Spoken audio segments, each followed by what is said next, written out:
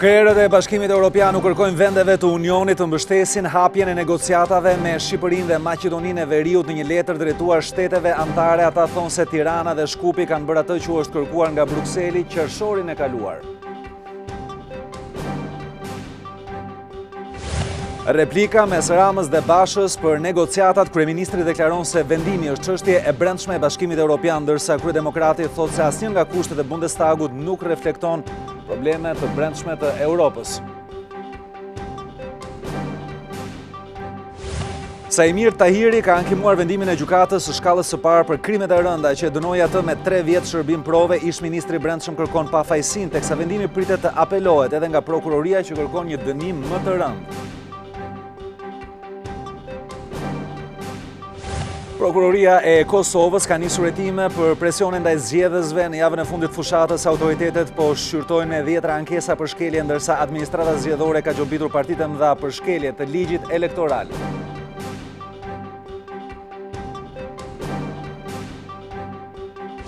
Parlamenti britanik ka shqyrtuar planin e ri të kryeministrit Boris Johnson për Brexit. Ai parashikon vendosjen e kontrolleve të lehta në pikat kufitare me Irlandën dhe jo lëvizje të lirë, sikurse thuhet në planin e paraardhëse së tij, Theresa May.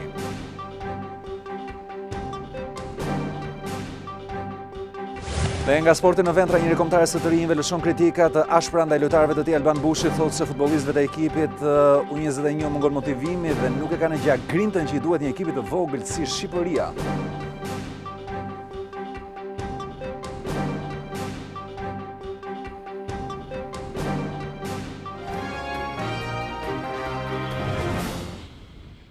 Mirëmbrëma të gjithëve, mirë se vini në lajmet e televizionit Klan. Është edicioni informativ i orës 19:30 minuta. Do të jemi së bashku për të njohur me të gjitha informacionet e përgatitura. Janë krerët e Bashkimit Europian, të cilët i kanë kërkuar vendeve anëtare që të mbështesin hapjen e negociatave për Shqipërinë, njëkohësisht edhe për Maqedoninë e Veriut në samitin i cili do të mbahet në 15 tetor. Një letër që është dërguar shteteve anëtare thuhet se Shkupi dhe Tirana zyrtare kanë plotësuar çdo kërkesë që ju vendos atyre në Bruksel në qershorin e kaluar. Pak ditë para vendimit të Këshillit Evropian për çështjen e negociatave, Shqipëria dhe Maqedonia e Veriut marrin mbështetjen e fortë të krerëve të unionit për të dhënë dritën jeshile dy vendeve të nisin bisedimet anëtarësimit. Në një letër drejtuar vendeve anëtare, presidenti në detyrë i Këshillit Evropian Donald Tusk, kreu i ri i Parlamentit Evropian David Sassoli, presidenti në detyrë i Komisionit Evropian Jean-Claude Juncker dhe pasuesja e tij Ursula von der Leyen theksojnë se Tirana dhe Shkupi kanë plotësuar detyrat që u janë vendosur dhe për këtë ata kërkojnë çeljen e negociatave për të dy vendet. Qershorin e kaluar në ram dakord për të marrë një vendim të qartë dhe thelbësor për hapjen e negociatave të anëtarësimit me Maqedoninë e Veriut dhe Shqipërinë, jo më vonë se tetori 2019-s. Maqedonia e Veriut dhe Shqipëria kanë bërë çfarë i kemi kërkuar ne të bëjmë. Për arritjen e tyre janë dashur përpjekje domethënëse nga qytetarët, për të cilët perspektiva europiane ka qenë një burim i madh motivimi dhe vendosmërie. Nëse Bashkimi Europian vendos tani të hapë negociatat e anëtarësimit me Maqedoninë e Veriut dhe Shqipërinë, kjo është një provë për aftësinë e unionit në përmbushjen e premtimeve dhe vizion drejt të ardhmes. Krerët e unionit thonë se Bashkimi Europian ndodhet përpara një zgjedhjeje strategjike që përputhet plotësisht me aspiratën e dy vendeve për të bërë pjesë e familjes europiane. Ata nënvizojnë se rrugtimi deri në anëtarësimin e plot do të jetë i gjatë dhe i lidhur me plotësimin e reformave, duke ripërsëritur thirrjen që negociatat të hapen tani. Nuk ka asnjë garanci për sukses. Do të ketë punë shumë të vështirë për reformat gjatë kësaj rruge. Anëtarësimi nuk do të ndodhë brenda natës dhe të dy vendet janë të vetëdijshme për këtë. Paralelisht, bashkëpunimi i BE-s duhet të thellohet që të shkojë paralel me zgjerimin në interes të përbashkët të qytetarëve europian dhe atyre të vendeve kandidate. Besojmë se tani është koha të hapen negociatat e anëtarësimit për të dy vendet. Mëtej ata theksojnë se ndërmarrja e hapave drejt integrimit të atyre vendeve europiane që kanë shprehur interes dhe kanë përmbushur kriteret për nisjen e procesit të anëtarësimit do të ndihmojë në forcimin e rolit të BE-s në arenën ndërkombëtare. Vendimi për Shqipërinë dhe Maqedoninë e Veriut do të diskutohet në samitin e ministrave të jashtëm në 15 tetor në Bruksel. Dhe kryeministri Edi Rama ka deklaruar se Shqipëria është gati më shumë se sa ka qenë çdo vend tjetër në momentin ku është hapur procesi për negociatat dhe se vendimi është një çështje e brendshme e vendeve të Bashkimit Evropian. Ai ka ftuar në anën tjetër opozitën për të bashkëpunuar për reformën zgjedhore, por sipas rekomandimeve të bëra nga OSBE-ja. Në pritet e vendimit që vendet e Këshillit Europian do të marrin për hapjen e negociatave, kryeministri Edi Rama është i bindur se Shqipëria e meriton nisjen e këtij rrugtimi dhe këtë sipas tij ka shprehur qartë Komisioni Europian. Por vendimarrja është në dorën e çdo shteti antar, që sipas Ramës ndikohen thjesht dhe vetëm nga politikat e tyre të brendshme. Kushtet Gjermania i ka vënë për politikën e vetë të brendshme. Nëse shkon për një krushi dhe të thonë kemi këto 3 kushte, ti shkon me 3 kushte plotësuara dhe thonë na falë se kemi dhe janë 9 tjera. Që do thotë, ata me cilët do t'i bësh krushi nuk janë gati. Bashkimi Europian sot ka një debat brendshëm të imponuar nga dinamikat brendshme, që nga më ekzigjente Holanda se sa po themi Finlanda, pse ministri i jashtëm finlandez dje thot hapje negociata është pa kushte. Si për të argumentuar këtë qëndrim, Edi Rama sjell në parlament e curinë e çdo vendi aspirant drejt këtij procesi dhe standardet e dyfishta që sipas tij përdoren nga vendet anëtare të Bashkimit Europian. Maqedonia e Veriut duhet i kishte hapur shumë vite më parë. Bashkimi Europian i thot Kosovës, duhet bësh delimitimin e kufirit me Malezi. Mbasi Kosova e bën, Bashkimi Europian nuk i liberalizon vizat. Çështja korrupsioni dhe krimi organizuar në Kosovë. Kush i ha këto? I hani ju. E dini ju që Bali Zi ka një vit që i kanë bllokuar hapjen e kapitujve, e dini ju këto? Edhe pse thotë se nuk do donte të fajsonte qëndrimin radikal të opozitës vendase, si një nga faktorët që vendet skeptike e përdorin si argument për mos votuar pro çeljes së negociatave, Edi Rama e nënvizon ndikimin që ka patur strategjia e saj në këtë proces. Dhe çfarë ngarkese dhe çfarë pengesa që krijoi ai operacion Shqipërisë dhe çfarë ushqimi ju dha për ditë atyre që jo nuk duan Shqipërinë, por nuk duan zgjerimin. Një nga arsyet që Edi Rama thotë se bindën kancelaren Merkel të vendos veton që Shqipëria dhe Maqedonia e Veriut të mos ndahen në këtë proces, janë arritjet e vettingut. E këtu sjell dhe raste konkrete të prokurorëve që sipas tij nuk mund t'i shpëtojnë këtij filtri, si dhe përballjes me drejtësinë. Një prokuror në Durrës, i cili punon për organizatat kriminale dhe ju bën shantazh në punët e shtetit. Arrestohen, nuk arreston kryeministri, arreston drejtësia. Opozitës brenda parlamentit dhe asaj jashtë saj, gjithsesi bën të qartë se reforma zgjedhore që është vendosur si kusht dhe nga Bundestagu do të bëhet sipas rekomandimeve të OSBE-Odirit. Opozitës jashtë i thotë se do të bëhet edhe pa të. Unë nuk kam parë, ti thotë si këmësor që rike i afikut, një makine, hap krau, ta kemi dhënë planin, zbatoje. Me çfarë dekreti hynor e ke marrë ti drejtën që të më qosh mua planin, kush e tjerë, kë përfaqëson? Ata që përfaqësoni ka lënë rrugë bashkë me vete. Në seancë, parlamenti votoi dhe një rezolut ku i kërkohet Bashkimit Europian mbështetje për fillimin e bisedimeve për antarësimin. Por kryetari i Partisë Demokratike Lulzim Basha ka reaguar pas fjalimit që ka mbajtur kryeministri Edi Rama duke thënë se përgjegjësi i vetëm sa i takon faktit që Shqipërisë u vendosën kushte të tjera është kreu i qeverisë.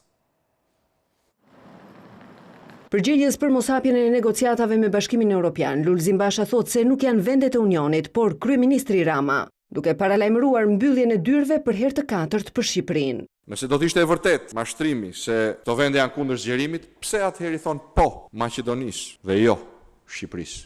Arsyeja është fare e thjeshtë, sepse Edi Rama ka dështuar në secilën prej fushave ku Shqipërisë i është kërkuar progres dhe tani don të ikë përgjegjësisë. Cili nga nënt kushtet reflekton probleme imagjinare të politikës brendshme gjermane? Cili nga 2 kushtet e reja, arrestimi dhe procedimi penal i personave të kapur duke vjedhur votat e shqiptarëve, apo shprehja e gjykatës kushtetuese akoma jo funksionale për legjitimitetin e farsës së 30 qershorit është përgjegjësi e forcave politike gjermane? Për daljen nga kriza i kujtoi 9 kushtet e Bundestagut gjerman, mbi bazën e të cilave tha se opozita ka hartuar edhe propozimin e saj për reformën zgjedhore. Kemi propozuar një plan të qartë i cili hap rrugë ndryshimeve, reformës së thellë politike dhe zgjedhore në vend, i hap rrugë po kështu plotësimit të 9 kushteve të Bundestagut, hapjes negociatave për Shqipërinë dhe në fund të krizës politike. Plani është mbi tavolinë, ta marrë, ta zbatoj ose ta hap krahun. Kryeministri e paralajmëroi nga kuvendi se do ta miratojë me opozitën parlamentare reformën zgjedhore, duke refuzuar propozimin e tij, por Lulzim Basha i kujtoi sërish kushtet e Bundestagut. Si do ta bëj ai reformën zgjedhore pa opozitën? E ken kushtet e Bundestagut. Kë do e bëj? Me Tom Doshin do e bëj? Me Van Gjushdakon? me Avdylajt, me Ömer Lalën, me Jurges Çurben, me kë do e bëj reformën zgjedhore? Për kë bëhet reforma zgjedhore? Që kriminalet vazhdojnë të jenë në parlament, e të vazhdojnë të marrin vendime në emër të shqiptarëve. Një postim në rrjetet sociale i kreut të Demokristianëve Nart Ndoka erdhi në ndihmë për t'ju kundërpërgjigjur deklaratës së bërë nga Rama për propozimet e reformës zgjedhore. E mori përgjigjen nga zoti Ndoka. Tren rangall, i tha, apo jo. Mbush me kriminal dhe oligark, vetëm njerëz nuk ka brenda. Treni dal nga shinat. Kush përfaqëson popullin? Për Lulzim Bashën, ky është një shans i fundit edhe për socialistët për të kontribuar për daljen e vendit nga kriza, në adresë të cilëve ka bërë jo pak thirrje ditët e fundit. Nënt kërkesat e Bundestagut për Shqipërinë, sipas ministrit gjerman për Evropën, Mikael Roth, nuk janë kushte. Ai ka dhënë një intervistë për Deutsche Welle, aty u ka saktësuar se reformat janë përgjegjësi e qeverisë, por edhe opozita nuk duhet që të bllokojë procesin. Ministri gjerman për Europën Mikael Roth thot në një intervistë për Deutsche Welle se kërkesat e miratuara nga Bundestagu për Shqipërinë nuk janë kushte. Bundestagu gjerman nuk mund të formulojë kushte. Kushtëzimi vjen nga Komisioni i Bashkimit Europian pas konsultimit me të gjithë shtetet anëtare dhe nuk mund të ketë rregulla speciale, por nga këndvështrimi i Bundestagut janë me rëndësi si kompletimi me numrin e duhur të gjyqtarëve i gjykatave më të larta, ashtu edhe ligji i ri zgjedhor. Roth veçon reformën zgjedhore për të cilën thotë se kanë përgjegjësi të dyja palët, duke apeluar që opozitat mos bëhet blokadë. Reforma zgjedhore ka kohë që është në diskutim. Këtu ka përgjegjësi jo vetëm qeveria, por natyrisht edhe opozita. Edhe opozita tani duhet hapet dhe të ketë një qëndrim konstruktiv. Ajo nuk duhet të verë blokada. Mund të shpresoj vetëm se përkundër klimës shumë të elmuar dhe të polarizuar në Shqipëri, të gjitha partitë, përfshirë edhe opozitën, tani do të jenë të gatshme të marrin një qëndrim konstruktiv. Ne kemi nevojë për një proces gjithëpërfshirës, kemi nevojë për kompromise, në mënyrë që projekti i anëtarësimit në Bashkimin Europian të mos dështojë. Ministri gjerman thotë se tashmë Gjermania është shprehur qartë për çeljen e bisedimeve të anëtarësimit për Shqipërinë, ndërsa pranon skepticizmin e disa vendeve si Franca. Shumë vende anëtare të Bashkimit Europian janë të zhgënjyera. Nuk po ecet përpara as në aspektin social dhe as në aspektin ekonomik. Sukseset sociale dhe ekonomike mungojnë. Her pas here ka ende mungesë të kulturës demokratike. Roth është optimist për një vendim pozitiv në Këshillin Evropian që mblidhet në 17 tetor, ndërsa thotë se për Shqipërinë nuk do të ketë një procedurë pranimi të klasit të dytë. Olanda Vion ende që t'jetë skeptike se takon çështjes hapjes negociatave me Shqipërinë dhe me Maqedoninë e Veriut. Kryeministri i këtij vendi Mark Rutte thotë se qeveria e tij ende nuk ka marrë një vendim lidhur me këtë çështje dhe se do të konsultohet me vendet anëtare. Olanda Vion të mbetet skeptike për hapjen e negociatave të anëtarësimit në Bashkimin Europian për Shqipërinë dhe Maqedoninë e Veriut. Kryeministri holandez Mark Rutte bëri të ditur se qeveria e tij ende nuk ka marrë një vendim nëse do të mbështesë hapjen e negociatave për dy vendet në samitin e liderëve të 15 dhe 16 tetorit. Për sa i përket Shqipërisë dhe Maqedonisë së Veriut, ne jemi akoma të shqetësuar, ashtu si edhe disa shtete të tjera. Të shqetësuar jemi më shumë për Shqipërinë se sa për Maqedoninë e Veriut. Pyesim veten se sa ka përparuar Shqipëria dhe do të këshillohemi për këtë çështje gjatë javëve në vijim me miq tanë europian. Jemi shumë të shqetësuar për mungesën e përparimit. Maqedonia e Veriut ka bërë më shumë se Shqipëria, por diskutimet do të vazhdojnë. Deklaratën e bëri në një konferencë për shtyp në Berlin me kancelaren Angela Merkel, mbështetësen kryesore të hapjes së negociatave për Shqipërinë, këmbgulja e të cilës, siç pohoi edhe deputeti i CDU-CSU-s Christian Schmidt, bëri që grupet parlamentare të shumicës qeverisëse të ndryshojnë qëndrimin refuzues ndaj vendit tonë.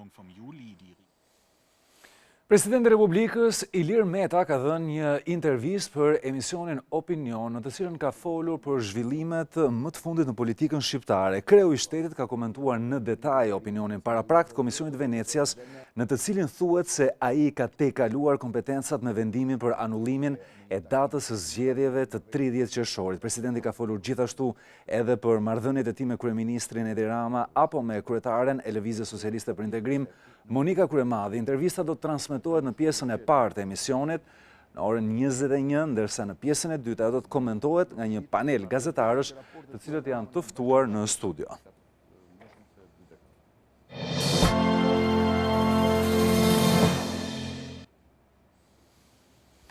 Ish-ministri i Brendshëm Semir Tahiri ka ankimuar në gjykatën e apelit krimeve të rënda vendimin e shkallës së parë që shpallja të fajtor për shpërdorim detyre, pritet që edhe prokuroria ta ankimojë vendimin.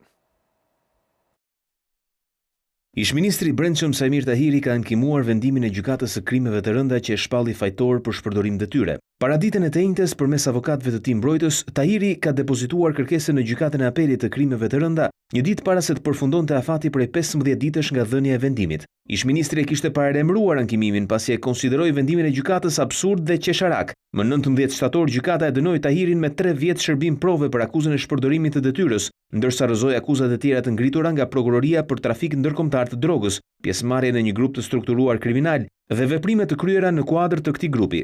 Një ditë më parë dhe ish drejtuesi i policisë së Vlorës Jael Çela, i bashkëpandehur me Tahirin, e ankimoi vendimin e gjykatës që e dënoi me 3 vite burg. Çela vazhdon të jetë në arati. Pritet që edhe prokuroria të ankimojë vendimin e shkallës së parë që rrëzoi të gjitha akuzat e ngritura për ish-ministrin. Vjen tani të shohim të tjera informacione. Blendi Teta i arrestuari vetëm për ekzekutimin e Santiago Malcos do detohet për vrasje me paramendim. Ai u arrestua fillimisht për mos kallëzim krimi, por hetimet kanë zbuluar se ai ka qenë prezent dhe aktiv në ngjarje.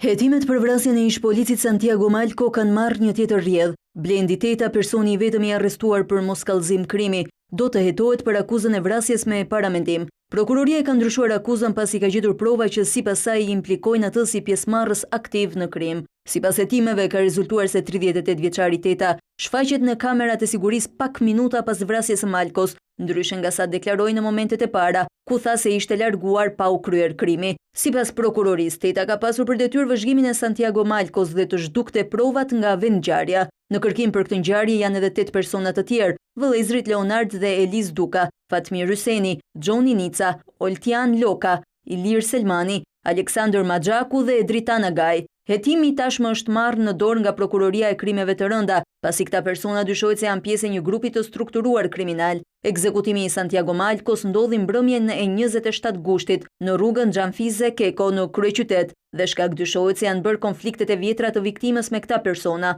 por nuk përjashtohet edhe prishja e pazareve të drogës. Familjarët e 40 vjeçarit Besnik Hida, i cili u ekzekutua 2 ditë më parë në Lushnjë, thonë se kjo ngjarje lidhet me vrasjen e nipit të tij, e cila ka ndodhur 2 vite më parë. Ata më tej shtojnë se e dinë se cilët janë autorët e kësaj ngjarje.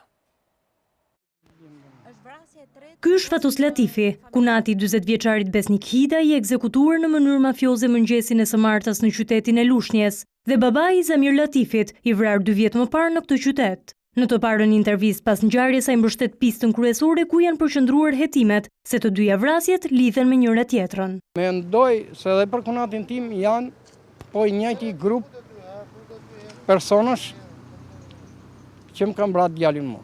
Mohon që familja e tij të jetë pjesë e grupeve kriminale apo që të jetë përfshirë në trafiqe të palishme. Motivet e vrasjes së kunatit të tij Latifi i shpjegon në këtë mënyrë. Arsyeja ai ishte daja i djalit. Ata janë shprehur që kur bën goditjen, sapo ka filluar, që kur bën masakrën e parë, sapo ka filluar. Dhe kjo që ka filluar do dali deri në fund. Fatus Latifin e gjetën pas vizitës në Varreza dhe në gjendje të rënduar emocionale. Ai thosë se tashmë nuk i friksohet asgjëje. Unë nuk i tremem asnjërit, as kujt, se unë çka kisha për të humën, i kam humën, kështu që nuk kam më gjë për të humën. Unë i humur jam nga të gjitha. Një apel e ka për drejtësinë. Kam kërkuar drejtësi, por drejtësia ka mbaruar. Kunati 40 vjeçari të vrarë thotë se i di autorët e krimit, por nuk mund të flasë me emra. Policia dyshon se 34 vjeçari Eri Zefi, i gjetur i pa jetë një ditë më parë pranë rrugës Kombit në Mirdit, u mor peng dhe më pas u ekzekutua me një plumb në kokë. Trupi 34 vjeçarit u gjetë nga kalimtar të rastit. Policia po heton mbi pistën e hakmarrjes pasi vëllai i viktimës Ndue Zefi vrau më 24 shkurt në Durrës fqinjen për këtë krim. Ai po vuan dënimin në burg. Ndërsa një moshuar ka humbur jetën pasi autobusi me të cilën apo udhëtonte u godit nga një trailer në aksin Librazh-Qaftan. Viktima është Resmie Hyska, 82 vjeçare, ndërsa të plagosura kanë mbetur dhe 2 gra të tjera. 63 dhe 44 vjeçare. Sipas informacioneve paraprake, autobusi është goditur nga traileri i kompanisë private Spije Kabak në kthesën e Marrashit pranë Librazhdit. 2 të plagosurat janë dërguar në spital dhe ndodhen jashtë rrezikut për jetën.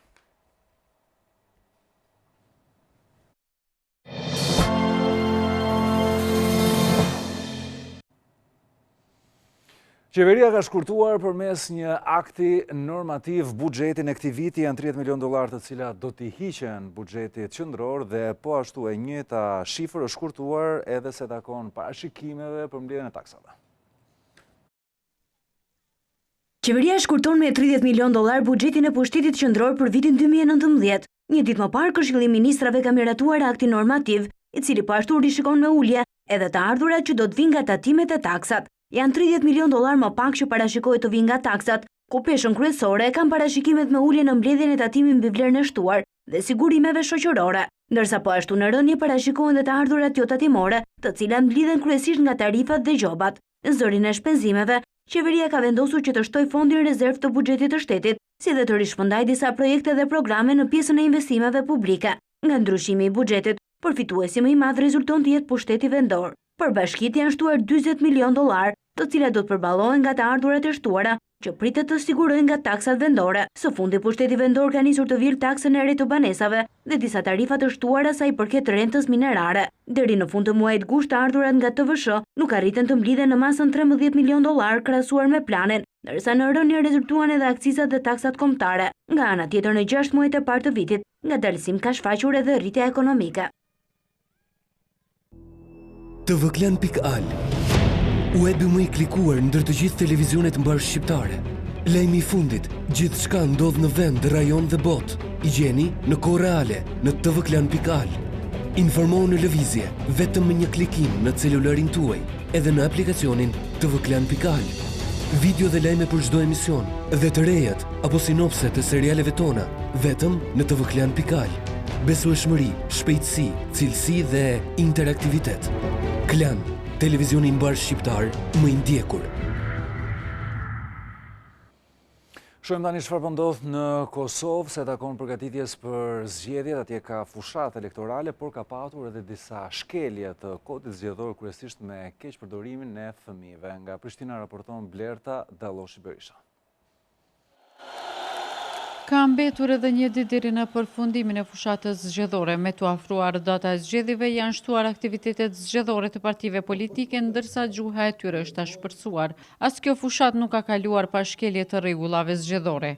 Deri më tash, paneli zgjedhor për ankesa dhe parashtresa ka shqiptuar dënime për partitë politike që nuk kanë respektuar këto rregulla. Shuma e përgjithshme e këtyre dënimeve është €150.000. Deri më tani janë gjobitur subjektet, kryesisht subjektet më të mëdha politike.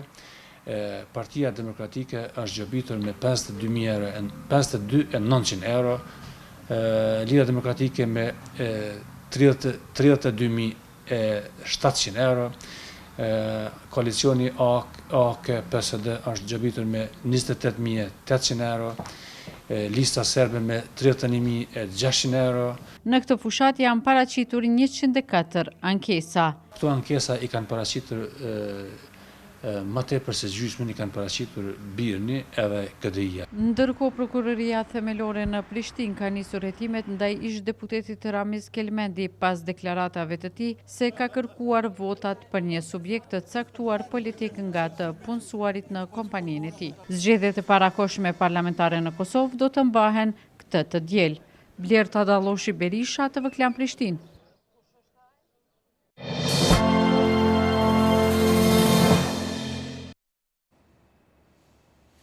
Ndryshimet sa i takon marrëveshjes me Bashkimin Europian dhe propozimet që kanë të bëjnë me të janë shpalosur në Parlamentin Britanik nga ana e kryeministrit Boris Johnson. Kryeministri britanik shpalosi përpara parlamentit ndryshimet në marrëveshjen e Brexitit, që do t'i prezantojë liderëve të Bashkimit Europian në samitin e 17 tetorit. Në dallim nga marrëveshja e mëparshme, Johnson kërkon që Irlanda e Veriut të mos jetë pjesë e unionit doganor të BE-s, por të vijojë të zbatojë rregullat europiane vetëm në sektorin e bujqësisë. Kufijnë do të ketë, por kontrole do t'jenë të shpejta dhe jo rigoroze si në doganat e zakonshme. Marrëveshja e mëparshme krijonte një ngërç të përhershëm më tepër se sa një përparim. Ne jemi përpjekur të ngrem një urë për të kapërcyer errësirën, për të njohur atë që nuk po njihet. Ndër reagimet e para ishte ai kryeministri i Republikës së Irlandës, i cili u shpreh kundër kontrolleve doganore. Ai akuzoi Boris Johnsonin se po u heq të drejtën britanikëve të rregullojnë gabimin që u bën në referendumin e 2016-s.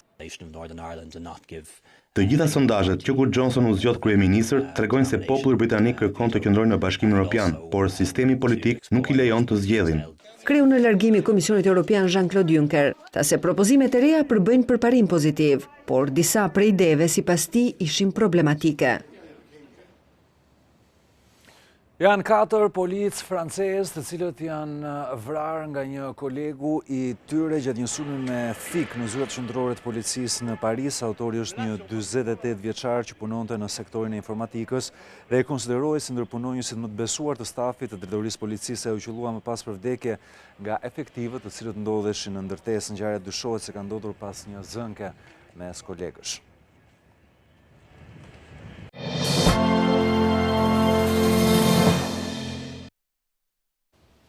Dhe tani do të flasim për javën e modës në Paris për mbylljen e kësaj jave, e cila i ka dhënë stilistëve një ide më të qartë se takon ngjyrave dhe veshjeve për verën e ardhshme.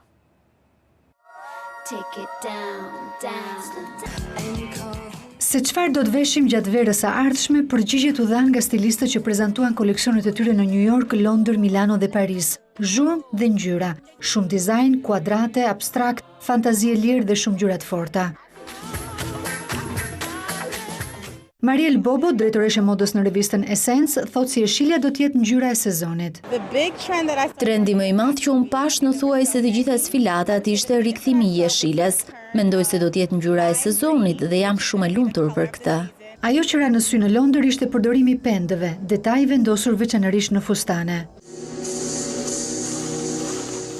Kurse Milano do të mbahet mend për stilin e xhunglës dhe sfilimin e Jennifer Lopez me fustanin ikon. Natyra dominoi edhe në Paris, jo vetëm me veshje, por edhe me dekorin e ambienteve ku zhvilloheshin sfilatat. Kështu kemi ardhur në fund të këtij edicioni informativ. Qëndroni më tej me transmetimet tona këtu në Klan.